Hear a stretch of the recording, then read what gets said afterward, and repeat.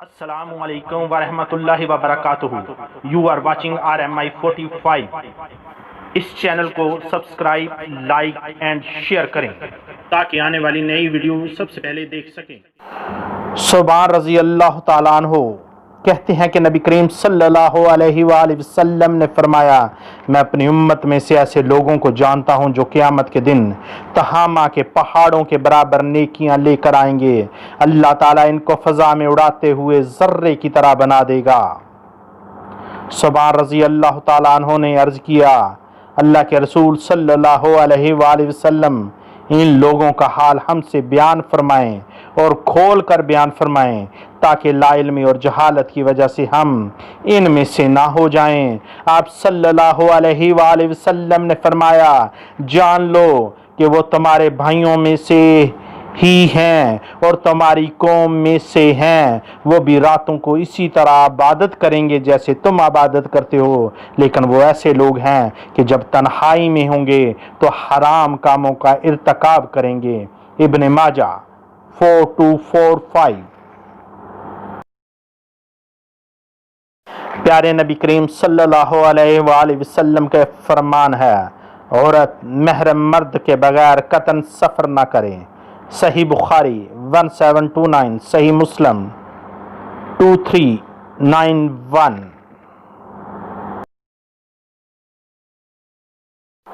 حضرت عائشہ رضی اللہ تعالیٰ عنہ فرماتی ہیں کہ رسول کریم صلی اللہ علیہ وآلہ وسلم نے فرمایا کہ جب تمہارا کوئی ساتھی مر جائے تو اسے چھوڑ دو اور اس کے ایوب کے بیان میں مت پڑا کرو، کیونکہ اس کا معاملہ اللہ کے سپرد ہو گیا ہے.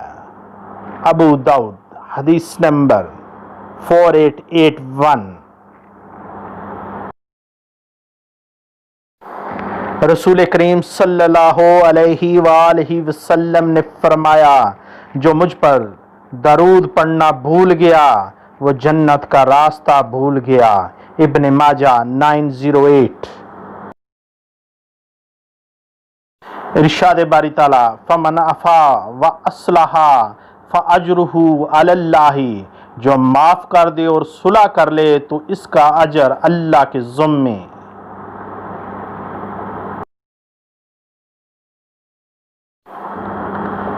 پیارے نبی حضرت محمد صلی اللہ علیہ وآلہ وسلم نے ارشاد فرمایا، جس کی 3 بیٹیاں ہوں وہ ان پر صبر کرے، جو کچھ میسر ہو اس میں سے انہیں کھلائے پلائے اور پہنائے، قیامت کے دن وہ اس کے لیے جہنم سے رکاوٹ بن جائیں گی.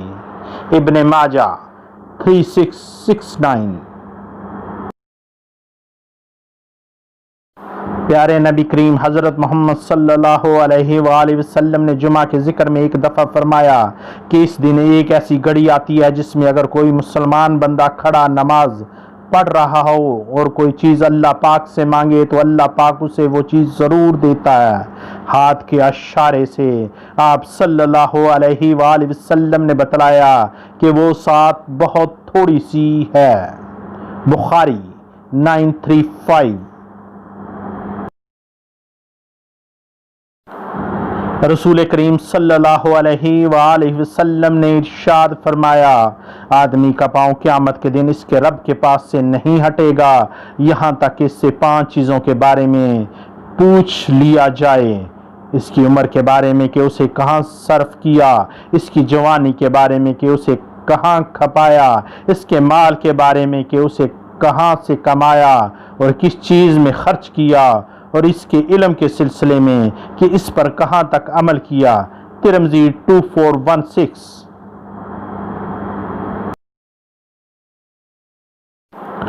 رسول کریم صلی اللہ علیہ وآلہ وسلم نے فرمایا، جس نے کسی مسلمان کو نقصان سے بچانے کے لیے اسے فروخت کی ہوئی چیز واپس لے لی، اللہ اس کی خطاؤں کو ختم فرما دیں گے. ابو داؤد 3460.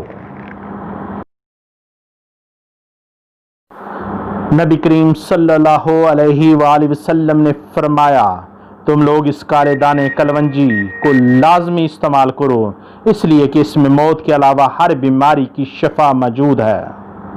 ترمذی 2041. اللہ اور اللہ کے رسول سے بہتر کس کی بات ہو سکتی ہے؟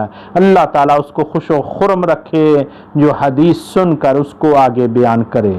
تو اللہ تعالیٰ ہم سب پر اپنا کرم فرمائے۔ اللہ حافظ۔